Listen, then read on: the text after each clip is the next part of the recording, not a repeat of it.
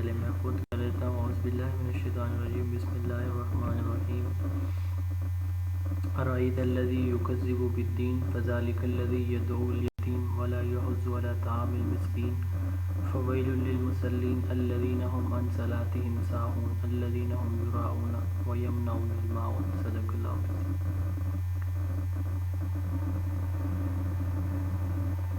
जी, आवाज़ क्लियर है सबको?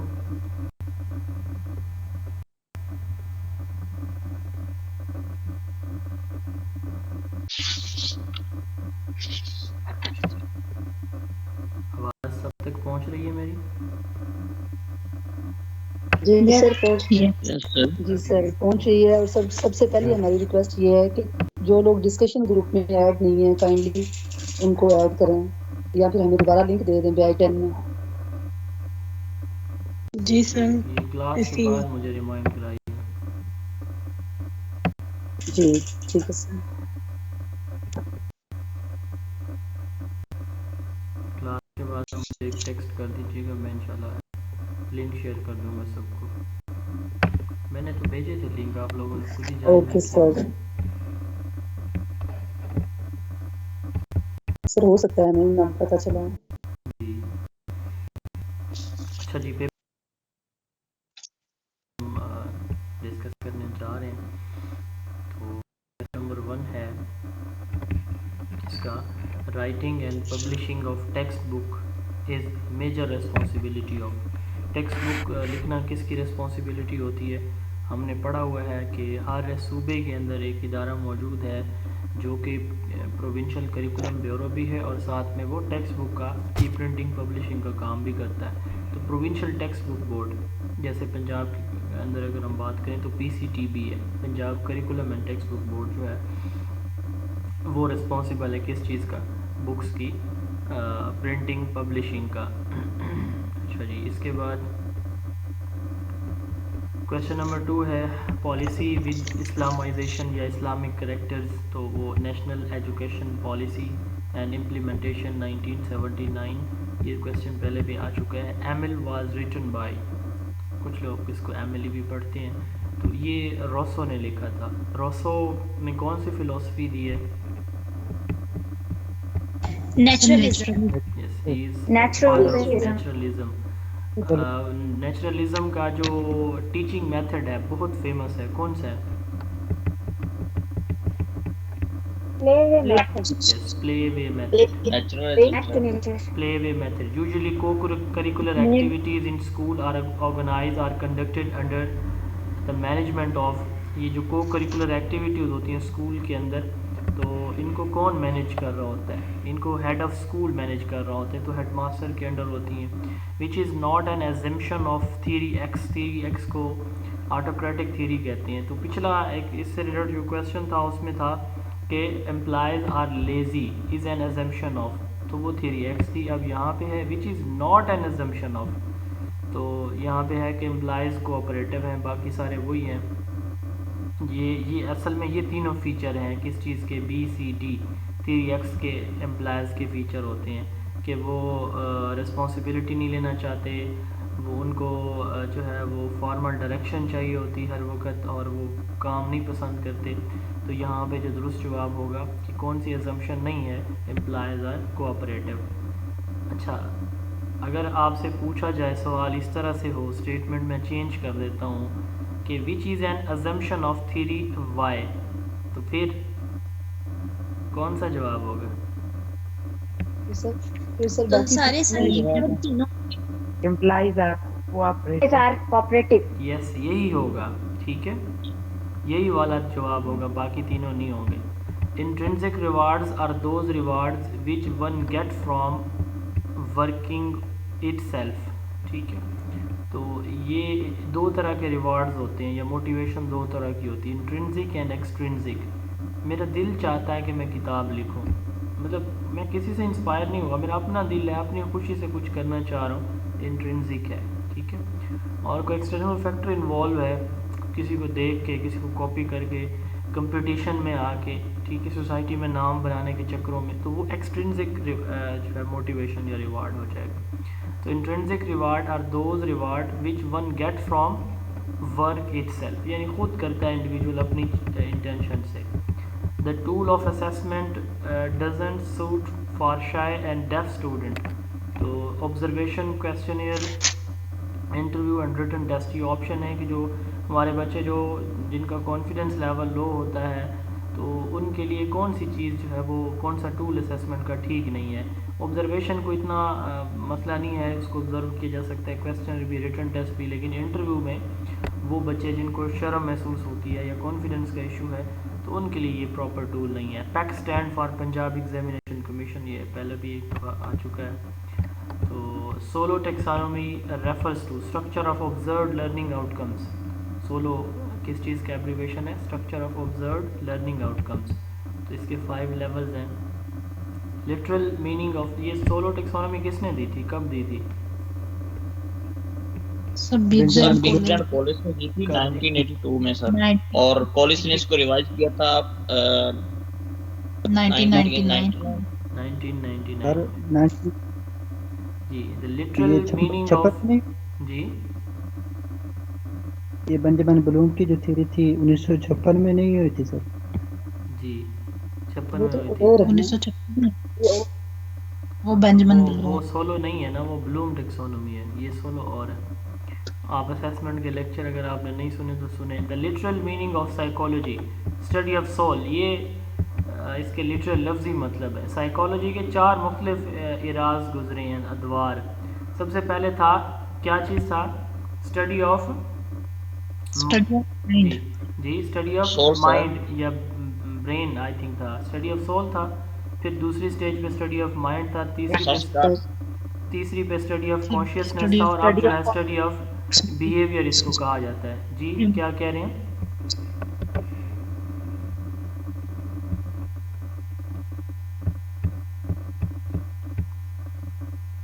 अच्छा, क्वेश्चन नंबर 11 है to reflect the real situation in an artificial manner in teaching is called. तो ये हम किसको कहते हैं? सिमुलेशन को कहते हैं। तो कुछ लोग कहते हैं ड्रामा भी तो ऐसे ही होता है कि भाई उसमें भी तो हम आर्टिफिशियल वे में, लेकिन ड्रामा जो है ना वो टाइप है किस चीज़ की? सिमुलेशन की। ठीक है, तो इसका दुरुस्त जवाब सिमुलेशन ही बनता है। National education association NEA belongs to, ये अमेरिकन जो टीचर्स हैं उनकी एसोसिएशन यूनियन है, national education association. First educational conference Pakistan में 47 में हुई थी। 5वीं मरतबा ये क्वेश्चन आ रहा है।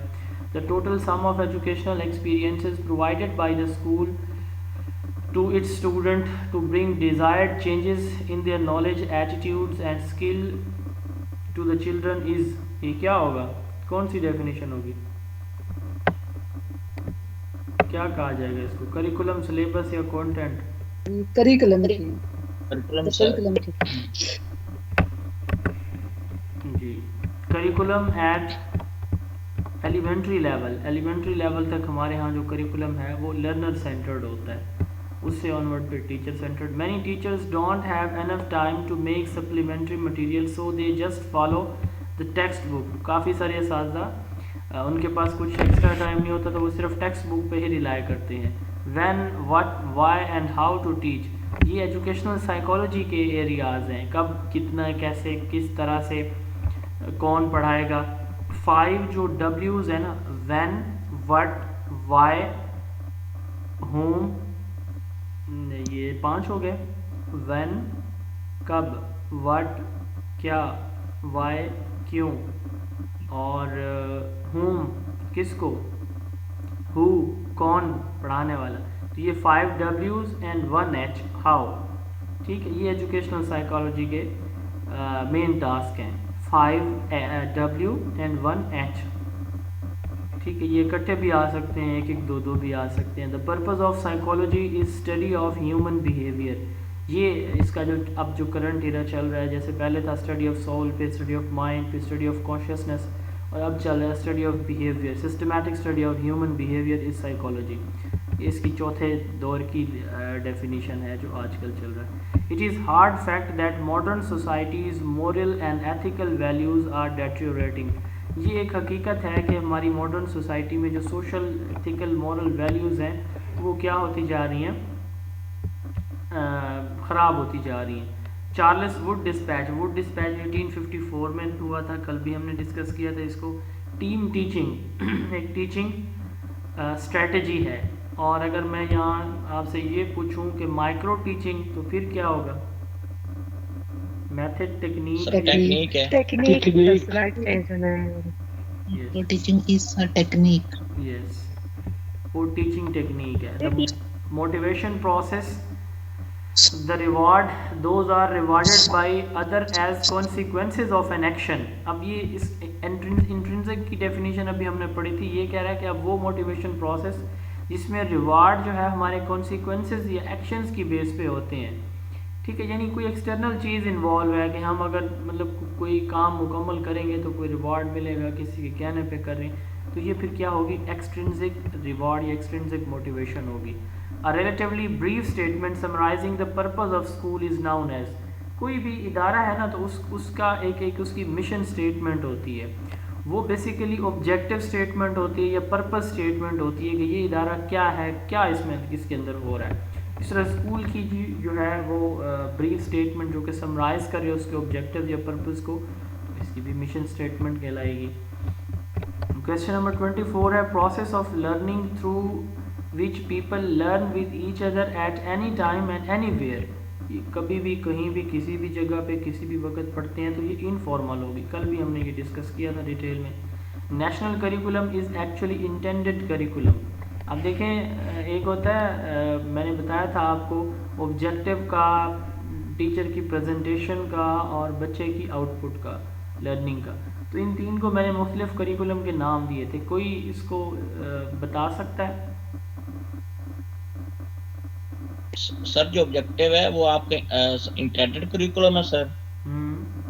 जो स्टूडेंट्स का सर ऑब्जेक्टिव गेन करते हैं तो वो जो है वो अटेंड में आएगा सर, और जो टीचर पढ़ा रहा है वो इम्प्लीमेंटेड करिकुलम है। यस, वेल डन, वो इम्प्लीमेंटेड होगा। What type of classroom is characterised by free for all. तो ये एक ऐसा जो है क्लासरूम का एनवायरनमेंट जो फ्री फॉर ऑल होगा, तमाम स्टूडेंट्स के लिए फ्री होगा, वो लर्नर सेंटर्ड होगा। लर्नर सेंटर्ड जो क्लासरूम एनवायरनमेंट है वो फ्री फॉर ऑल होगा।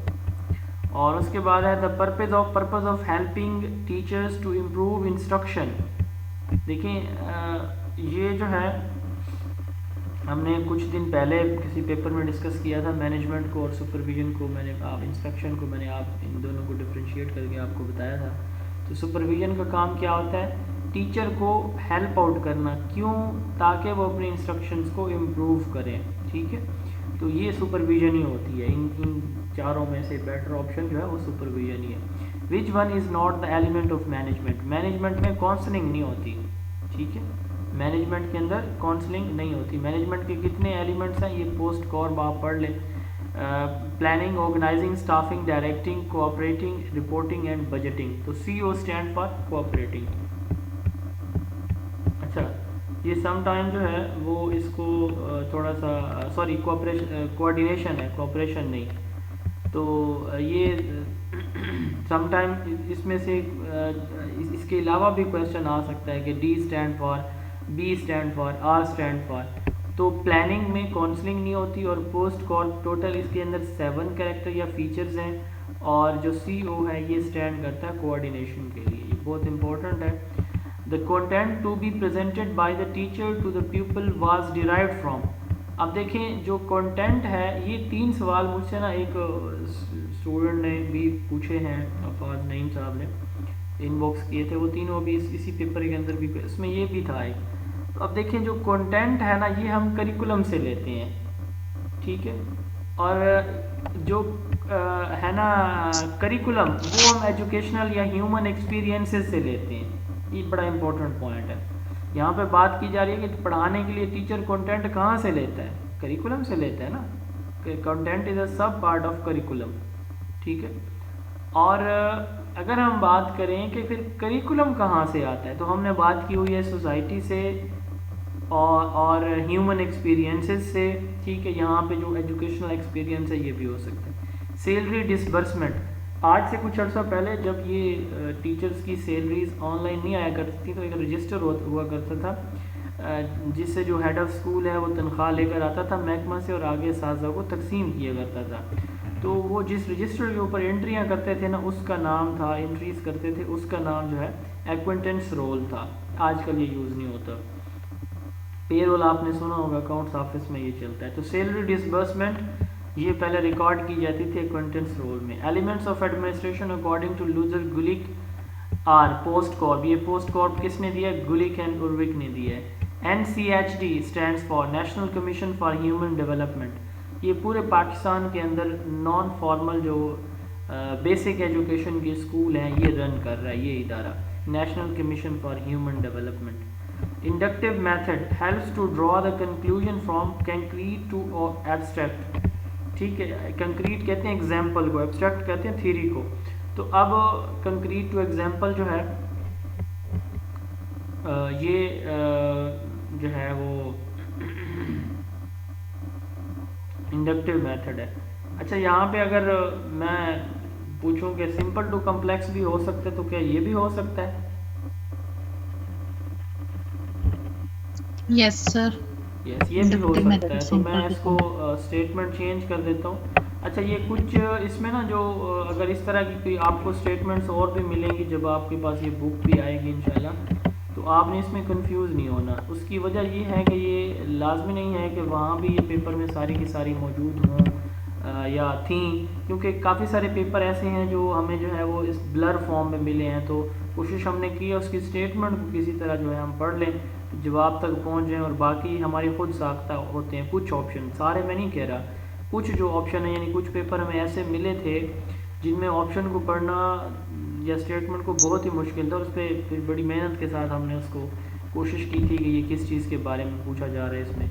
तो ऐसे कहीं कहीं पे कोई 2-3 पेपर के बाद इस तरह के क्वेश्चन आ सकते हैं। अब ये इसको मैंने ठीक कर दिया, कॉम्प्लेक्स टू सिंपल, ठीक है, तो वो डिडक्टिव हो जाएगा। इफेक्टिवनेस, ये इंडक्टिव डिडक्टिव का सवाल, पेडागोजी का सवाल, 3 जो हमारी मैनेजमेंट की थ्योरीज हैं और ये फॉर्मल इनफॉर्मल मोड, इनमें से ये 10-15 नंबर आपके इन्हीं में से पक्के हैं, मैं बता रहा हूँ।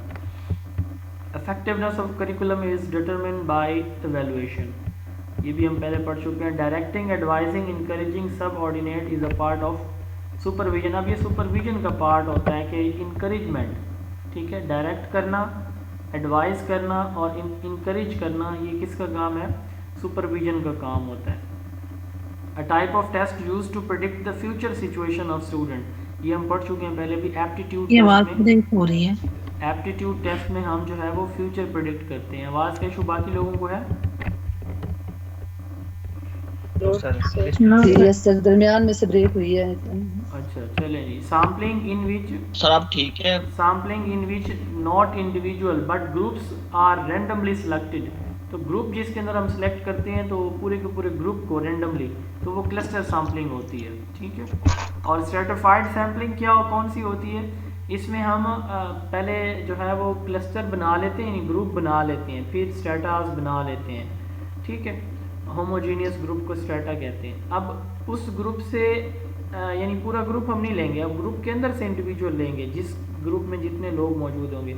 मिसाल मैं देता हूँ कि स्ट्रेटिफाइड सैम्पलिंग में यूँ होगा कि क्लास में 50 बच्चे हैं ना, तो 10-10 के 5 ग्रुप बना लें आप। उनमें से ग्रुप बी को ABCD का आपने 5 ग्रुप बना लिए, ठीक है, ABCDE। अब ग्रुप बी और डी को आपने जो है वो क्या किया, सेलेक्ट कर लिया पूरे के पूरे ग्रुप को।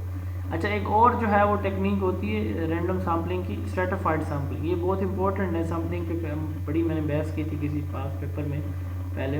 तो स्ट्रेटिफाइड है ना, इसमें क्या होता है, इसमें अब हम ग्रुप बनाएंगे, मसलन 5 हमने ग्रुप बना लिए, ठीक। अब हर ग्रुप में से हम जो है रैंडमली फिर बच्चे लेंगे, मतलब किसी से 2, किसी अगले से 2, फिर उससे अगले से 2, फिर उससे अगले से 2, इस तरह से।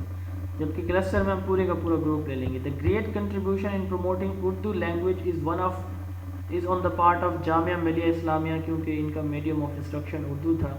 The main purpose of educational system according to Lord Macaulay के अकॉर्डिंग जो एजुकेशनल सिस्टम था वो क्या था? To serve English government system, English government के लिए सर्वेंट जो है वो प्रोड्यूस करना, ये मेजर ऑब्जेक्टिव था। Education is a process for creation of sound mind in a sound body, ये कल भी पेपर में था, एरिस्टोटल है। GDP utilisation on education for physical year 2021, ये आज की मैंने यहाँ पे लिखी, आप इसको 2022 कर दें, 2021-22 की यही है, 1.77% है। The objectives of education are derived from culture, objectives of education हम कहाँ से लेते हैं? कल्चर से, यानी सोसाइटी से हम लेते हैं। इंस्पेक्शन कॉन्सेप्ट वाज स्टार्टेड, 1905 में इंग्लैंड के अंदर इंस्पेक्शन का कॉन्सेप्ट स्टार्ट हुआ था, तो ये इसका दुरुस्त जवाब है। Who is known as the father of administrative process, Henry Fayol को जो है फादर ऑफ एडमिनिस्ट्रेटिव प्रोसेस कहा जाता है, और इनकी जो थीरी है ऑपरेशनल मैनेजमेंट थीरी, इसको हम जो है वो मॉडर्न मैनेजमेंट थीरी भी कहते हैं, और हेनरी फ्योल को इस बेस पे फादर ऑफ मॉडर्न मैनेजमेंट कहा जाता है। Plan and systematic effort by open university to provide the individuals with a second chance of education is called. अब यहाँ पे ओपन यूनिवर्सिटी की एग्जांपल बुक में भी आपने पढ़ी होगी, ये नॉन फॉर्मल के अंदर आता है, ठीक है। The extent to which pupils have ability and willingness to accomplish a task, ये टास्क ओरिएंटेड बिहेवियर होता है, इसको हम क्या कहते हैं? Task oriented behaviour. अच्छा, यहाँ पे साथ एक और लिखा हुआ है कि रेडीनेस, तो हर से ब्लैंकर्ड थीरी है, सिचुएशनल लीडरशिप थीरी, आपने मैनेजमेंट का चैप्टर बल्कि आपको मैंने शेयर नहीं किया अभी, तो उसमें हम पढ़ेंगे इंशाल्लाह। तो उसमें है कि ये जो इंडिविजुअल जो के विलिंग होते हैं किसी भी टास्क को अकम्प्लिश करने के लिए, तो ये टास्क ओरिएंटेड बिहेवियर को उसने रेडीनेस का नाम दिया। तो रेडीनेस बेसिकली वही चीज़ ही है, समहाउ उससे मिलती जुलती, रेडीनेस से ही टास्क ओरिएंटेड बिहेवियर। इन ऑप्शंस में टास्क ओरिएंटेड बिहेवियर है, और वैसे हर से ब्लैंकेट की सिचुएशनल लीडरशिप थ्योरी में ये इसको रेडीनेस कहा गया है, ability and willingness to complete a task. Sir आवाज ब्रेक हो रही है, बाकी लोगों को मसला है आवाज़ का? सर ब्रेक हो रही है। अच्छा, ठीक हो जाएगी अभी। अब आ रही है आवाज़? यस सर, अब आ रही है। अच्छा जी। Al Ghazali's philosophy of education represent Islamic thinking, इमाम गज़ाली की जो फिलोसफी है वो इस्लामिक फ़िलोसफी है, उन्होंने जो दी है इस्लामिक फ़िलोसफी या थिंकिंग आ सकता है ऑप्शन में। The highest level of cognitive domain evaluation होता है, लोएस्ट लेवल कौन सा होता है? Knowledge. The primary responsibility for determining the aims of education should be society, ये कल भी पेपर में था। चेंज एजेंट टीचर को कहा जाता है कि टीचर हमारी सोसाइटी का चेंज एजेंट है। जो क्लास के आउटकम्स होते हैं ना, उनको हम ऑब्जेक्टिव्स कहते हैं, स्कूल के आउटकम्स को हम गोल कहते हैं, और एक स्टेट रियासत मुल्क के आउटकम्स को हम क्या बोलते हैं? एम्स कहते हैं।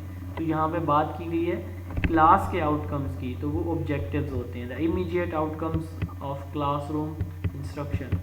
Major guiding principle for curriculum development, अब करिकुलम डेवलपमेंट के लिए जो गाइडिंग प्रिंसिपल क्या होता है? करिकुलम डिज़ाइन होता है, ठीक है, कि हम एक प्रॉपर डिज़ाइन बनाते हैं कि उस फॉर्मेट के ऊपर, डिज़ाइन किसको कहते हैं? फॉर्मेट को कहते हैं, उसके मुताबिक फिर आगे हम चलते हैं। तो एक डिज़ाइन जो है वो गाइडिंग प्रिंसिपल होता है करिकुलम डेवलपमेंट के लिए। In Pakistan teacher are generally trained about new changes in through directorate of staff development, DSD को आजकल कायद कहा जाता है, Quaid Azam academy for educational development. 1956 में आई थिंक ये इदारा बना है, if I am not wrong. बहरहाल मुझे एग्जैक्ट डेट इसकी अभी याद नहीं है। इसका पहला नाम, very first name directorate of staff development का पहला नाम था एजुकेशन एक्सटेंशन सेंटर।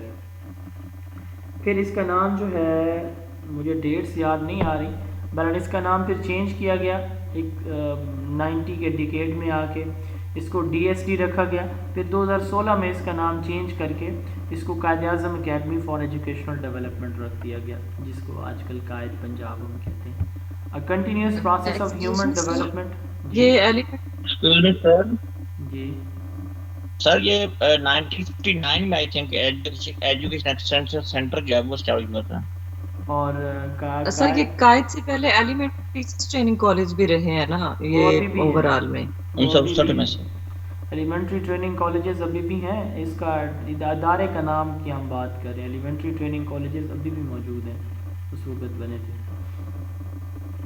कंटिन्यूस इसकी डेट मुझे याद नहीं है, ये आप हिस्ट्री ऑफ एजुकेशन ना सॉरी जो आपका है ना एजुकेशन सिस्टम इन पाकिस्तान, जो चैप्टर होगा आपका थर्ड लास्ट, तो हिस्ट्री का जो चैप्टर है उसमें ये कायद की हेडिंग जो है ना उसमें देख लेंगे आप। इनकी डेट्स मुझे अब याद नहीं है, किसी के पास बुक है तो वो ओपन करके देख के बता दे सबको। Continuous process of human development which never comes to an end, ये लर्निंग होती है जो बर्थ से डेथ चलती है।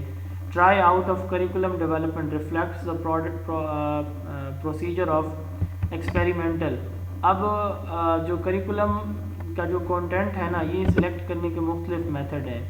एनालिटिकल मेथड होता है, एक जजमेंटल होता है, एक एक्सपेरिमेंटल होता है। तो एक्सपेरिमेंटल में हम ट्राई आउट करते हैं, ठीक है। एनालिसिस में हम लोगों की एक्टिविटीज़ को जज करते हैं। जजमेंटल में एक जो जज है वो अपनी मर्ज़ी से एक बंदा जिसके पास नॉलेज है, एक्सपीरियंस है, वो अपनी उससे देखते ही क्या रहता है कि ये कंटेंट ठीक है इस टॉपिक के लिए, ठीक है। जबकि एक्सपेरिमेंटल में हम क्या करते हैं, उसको एक्सपेरिमेंट करते हैं, एक्सपीरियंस करते हैं, ट्राई आउट करते हैं।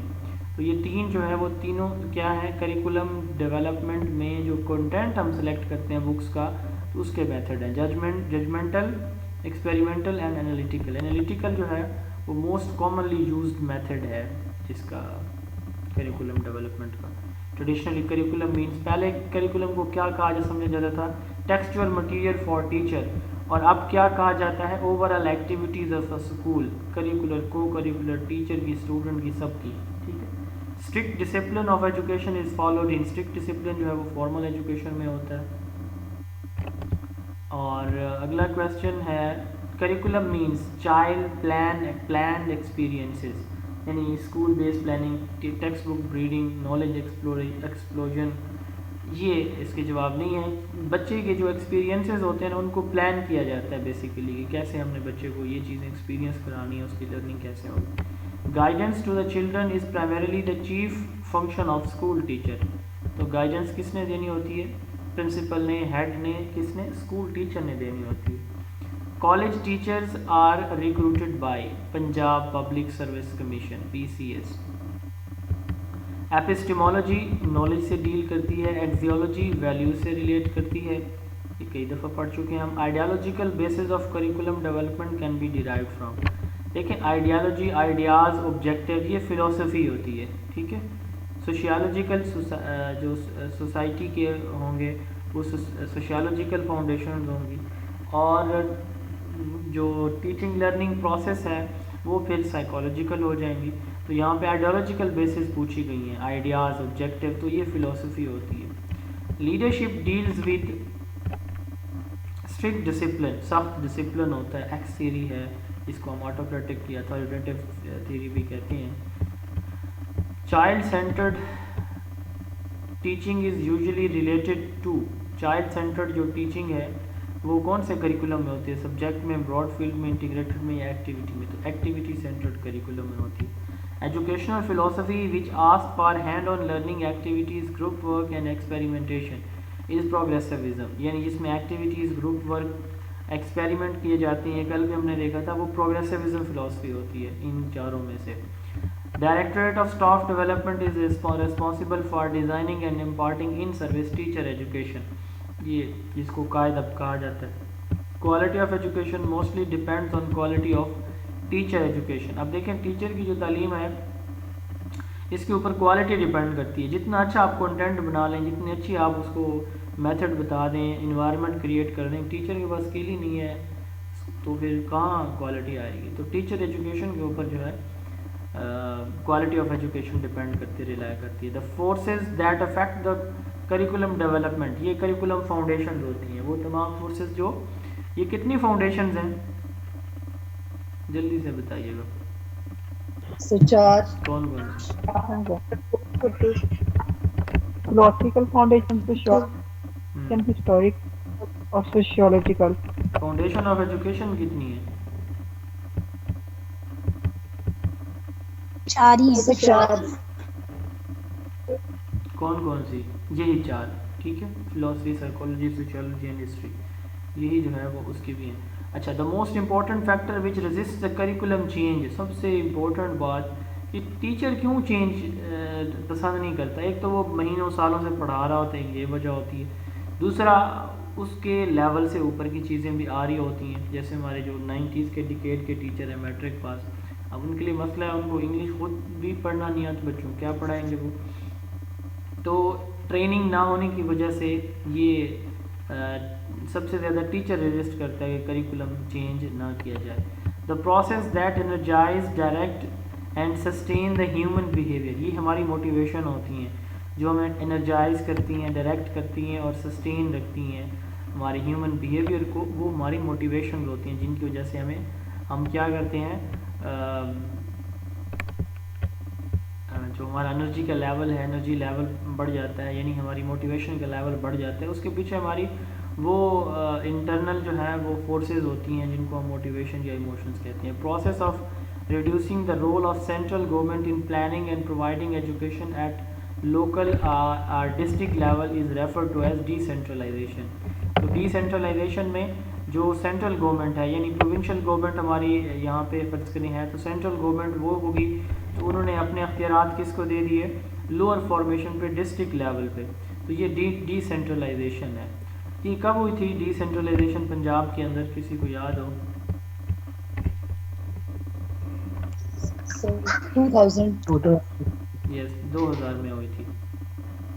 Logical thinking that uses induction और deduction to reach the conclusion, ये रीजनिंग को कहा जाता है।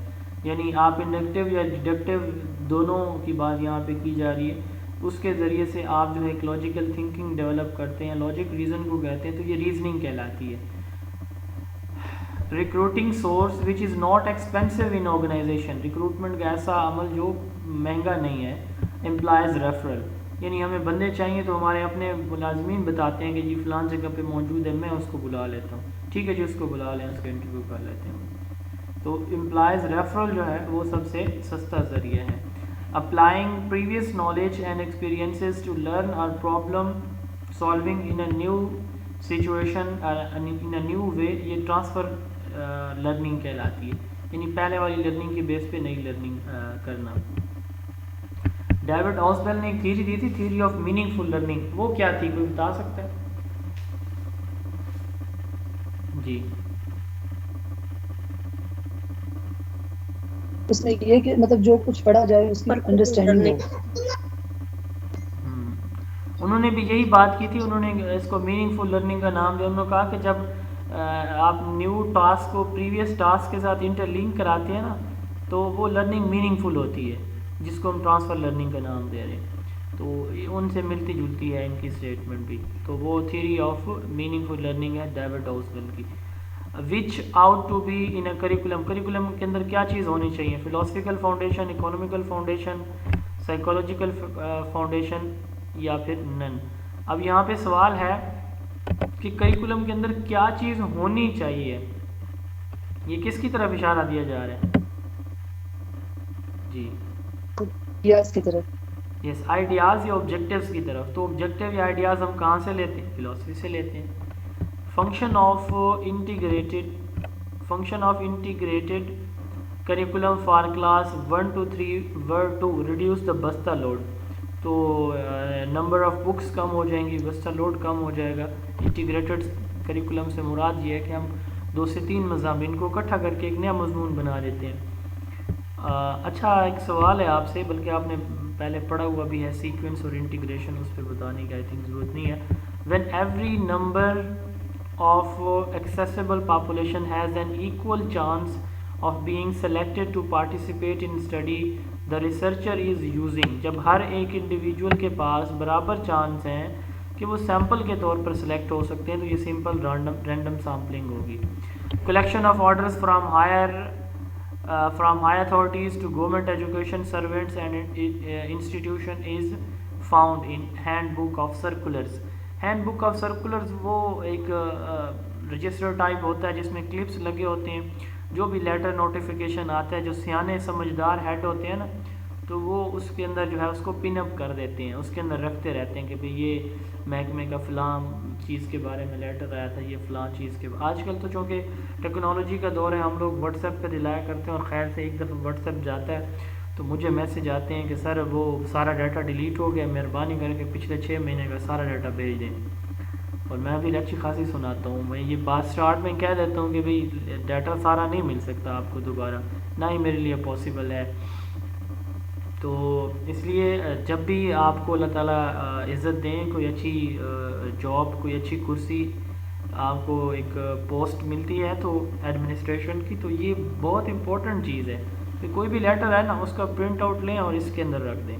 ये आपको ज़िंदगी भर फिर औखा नहीं होना पड़ेगा, अदरवाइज़ मोबाइल से तो डाटा इरेज हो जाता है। लेबॉर्ट्री अटेंडेंट, चलें जी, यहाँ पे आपसे सवाल होगा, लेबॉर्ट्री अटेंडेंट जो है वो किस कैटेगरी में आएगा, वोकेशन में, नॉन वोकेशन में?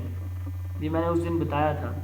Non vocational sir, non vocational sir, दोनों सर नहीं सर, वोकेशनल भी होता है ये, नॉन वोकेशनल में होता है, नहीं होता है वोकेशनल में। ये इनको छुट्टियां नहीं होती, मैंने बताया था। किसी क्लास 4 को, सिक्योरिटी गार्ड को, हेड ऑफ स्कूल को, क्लर्क को, एईओ को छुट्टियां नहीं होती, ये नॉन वोकेशन में सर बाकी सबको नहीं होती, लेकिन सर बाकी सबको नहीं होती, लेकिन लैब अटेंडेंट होती हैं।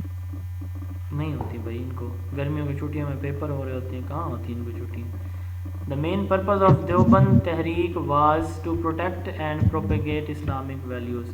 मेरे ख्याल से नहीं होती, इसको अगर आपको कोई तसल्ली है तो फिर इसको मज़ीद चेक कर लीजिएगा, लेकिन मेरे हिसाब से छुट्टियाँ नहीं होती। एलए जो है वो पाबंद होता है, क्योंकि लेबॉर्ट्री के अंदर बहुत सारी चीज़ें, केमिकल्स पड़े होते हैं। और बाकी सारे क्लास 4 जो ना सर, हाँ नहीं सर, वैसे मैंने इसको जहाँ तक पढ़ा है ना, सारे क्लास 4 को नहीं होती, सिर्फ लैब अटेंडेंट होती है। चलिए, आपके पास अगर कोई इस तरह का कोई है डॉक्यूमेंट जहाँ से आपने रीड किया तो मुझे भी शेयर कीजिएगा, फिर इसको ठीक करके सबको भी बता देंगे इंशाल्लाह। जरूर सर, ओके। अच्छा, micro teaching is a technique, जैसे अभी मैंने सवाल पूछा भी था, जो कि स्किल ओरिएंटेड, इसमें एक स्किल हम सिखाते हैं एक वक्त में, 5 से 10 मिनट इसका टाइम होता है, 5 से 10 इसमें स्टूडेंट होते हैं, एक स्किल हम सिखाते हैं। टीचर ट्रेनिंग टेक्निक है, ये स्किल ओरिएंटेड है, और डॉयट डब्ल्यू एलन ने 1961 में स्टैनफोर्ड यूनिवर्सिटी में ये दी थी technique. BOS stands for board of studies. Dramatic reduction in number of employees as per requirement is downsizing. जब आपकी ऑर्गेनाइजेशन में एम्प्लॉयज़ एकदम से कम होना शुरू हो जाते हैं, जिसको हम डाउन साइजिंग कहते हैं, अचानक से, यानी एम्प्लॉयज़ का काम मतलब अपनी जॉब को, इदारे को छोड़ जाना, डाउन साइजिंग कहलाता है। The general statement that describe the national aspiration about life outcomes as a result of education. थोड़ी देर पहले मैंने बताया ये एम्स होते हैं, जो कि नेशनल एस्पिरेशन या एक्सपेक्टेशन की बात की जाएगी तो एम्स होंगे, स्कूल की या सब्जेक्ट की बात की जाएगी तो गोल्स होंगे, और क्लासरूम की बात की जाएगी तो ऑब्जेक्टिव्स होंगे। अच्छा जी, 87 है, व्हेन इंफॉर्मेशन और ideas are shared among the staff member it is said to has as horizontal communication. जब स्टाफ मेंबर के साथ जो है आइडियाज़ शेयर किए जा रहे हैं तो ये हॉरिजेंटल जो है वो कम्युनिकेशन कहलाती है। वर्टिकल कौन सी होती है? सर जो हाई अप्स के साथ या लोअर के साथ होती है। यस, यानी क्लास में जो है टीचर स्टूडेंट की आप मिसाल ले लें कि टीचर और स्टूडेंट आपस में बात करें तो ये वर्टिकल है। वर्टिकल कितनी टाइप की होती है? 2 तरह की होती है, upward and downward and upward sir. Yes, Nadwatul Ulama Maulana Shibli Nomani में दिया था, leadership is an activity to inspire, manage, influence in the task of goal setting. अब ये लीडरशिप की डेफिनेशन है कि लीडरशिप एक ऐसी एक्टिविटी है जिसमें एक लीडर इंस्पायर करता है, मैनेज भी करता है और इन्फ्लुएंस भी करता है। यानी वो इन्फ्लुएंस से मुराद ये है कि जैसा वो करता है उसका इन्फ्लुएंस होता है अपने मेंबर्स के ऊपर, अपने स्टाफ के ऊपर, उन टारगेट या गोल्स की अचीवमेंट में। Tyler model is use for curriculum development, ये भी रिपीट हो रहा है, पहले भी पूछा गया है। The first phase of teacher training is need assessment and establishing goals. ठीक है, टीचर ट्रेनिंग का पहला जो फेज़ होता है इसमें हम क्या करते हैं, नीड असेसमेंट करते हैं, यानी किस चीज़ की ट्रेनिंग हमने करानी है। एंड सेकंड नंबर है हमारा एस्टैब्लिशिंग गोल्स। फिर हम गोल्स देखते हैं कि किस अच्छा, यहाँ पे ज़रूरत है इस बारे में कराई जाएगी। तो टीचर ट्रेनिंग के बाद टीचर के अंदर क्या चीज़ें, क्या तब्दीली आएगी, तो वो हमारे गोल्स होंगे। The acquisition of knowledge, skills and behaviour is termed as, ये डेवलपमेंट को कहा जाता है। यानी जैसे आपने डेफिनेशन पढ़ी थी ना एजुकेशन की, एजुकेशन जो है ओवरऑल अगर हम देखें तो एक डेवलपमेंट प्रोसेस है जिसमें आप के अंदर सलाहियतें, नॉलेज की, इल्म हासिल करने की, किसी स्किल को सीखने की, बिहेवियर की, तो ये डेवलप होती हैं। तो डेवलपमेंट इसको कहा जाता है। अगर एजुकेशन नहीं होगा ऑप्शन में तो फिर ये डेवलपमेंट होगा। Discipline is determined through proper management. Discipline कैसे हम मैनेज करते हैं? प्रॉपर मैनेजमेंट से। जब मैनेजमेंट प्रॉपर होगी तो डिसिप्लिन मेंटेन होगा, अदरवाइज नहीं होगा। What does E&D rules means? E&D, efficiency and discipline rule. E&D stands for efficiency and discipline rule. Punjab के अंदर कौन सा रूल है E&D का जो इस वक्त चल रहा है? सर पीडा एक्ट 2006। पीडा एक्ट कब बना था? जी 2006 2006। ओके। पीडा stands for Punjab Employees Punjab Efficiency, Employees Discipline and Accountability Act. efficiency। efficiency, discipline and accountability act. अच्छा, इसमें ना कुछ मेजर हैं पेनल्टीज़, कुछ माइनर हैं, कुछ आफ्टर रिटायरमेंट है। तो सेंश्योर जो है वो कई दफ़ा पूछा जा चुका है। जो वेरी फर्स्ट माइनर पेनल्टी है, डांट डपट वार्निंग जिसे हम कहते हैं। तो इसी तरह जो है पेस इसमें कोई इंक्रीमेंट स्टॉप कर देना या फ़ाइन, ये जो है वो आपकी होती हैं minor penalties. Removal and dismissal from service forfeiture of past service, तो ये आपकी होती हैं major penalties. Staff participation in decision making mean the staff should be involve in policy formation. तो स्टाफ पार्टिसिपेशन से मुराद क्या है कि स्टाफ इन्वॉल्व है किस चीज़ के अंदर? पॉलिसी के बनाने में, एग्जीक्यूशन में नहीं, क्योंकि एग्जीक्यूशन ये मैनेजर का काम होता है कि उसने इसको कैसे एग्जीक्यूट करना है मेरे हिसाब से। उसके बाद test is measuring instrumental tool. ये टेस्ट की डेफिनीशन ही है कि टेस्ट क्या होता है, एक मेजरिंग जो है वो टूल होता है। मेरे को क्वेश्चन है। जी जी पूछिए सर। लीडर होते हैं, ये क्या काम? आपकी आवाज़ ब्रेक हो रही है। मैं ये मुकम्मल कर लूँ फिर पूछिएगा। Teacher is considered for leave purpose. Teacher जो है वो वेकेशन में होता है, यानी इनको मैंने वेकेशन नॉन वेकेशन का डिफरेंस आप लोगों को बताया हुआ है। Which of authority heavily relies on hierarchy rules and regulation mandates communicated rules as a way to provide teacher with a script to follow। तो ये ब्यूरोक्रेटिक बिहेवियर जो है, ब्यूरोक्रेटिक अथॉरिटी है, जो मैक्स वेबर ने थ्योरी दी थी कि proper hierarchy हो, रूल्स एंड रेगुलेशंस हो, और जो है वो हर एक को अपने अपने टास्क का पता हो। ये ब्यूरोक्रेटिक थ्योरी या अथॉरिटी कहलाती है। लास्ट वन है question answer method was developed by Socrates. जी अब पूछें क्या क्वेश्चन था आपका? सर मैं ये पूछना चाह रही थी, और लीडर ये सेम टर्म है या डिफरेंट है? क्या लीडर होता है? जो लीडर होता है ना वो मैनेजर भी होता है, सुपरवाइज़र भी होता है। ठीक है, leader is a broader term, उसके अंदर ये सारी चीज़ें आ जाती हैं, लेकिन हर एक की डेफिनेशन अलग अलग है, वो मैंने पहले बताई हुई है। जो मैनेजर होता है उसका काम होता है दूसरों से काम लेना, ये मैनेजर की डेफिनेशन है।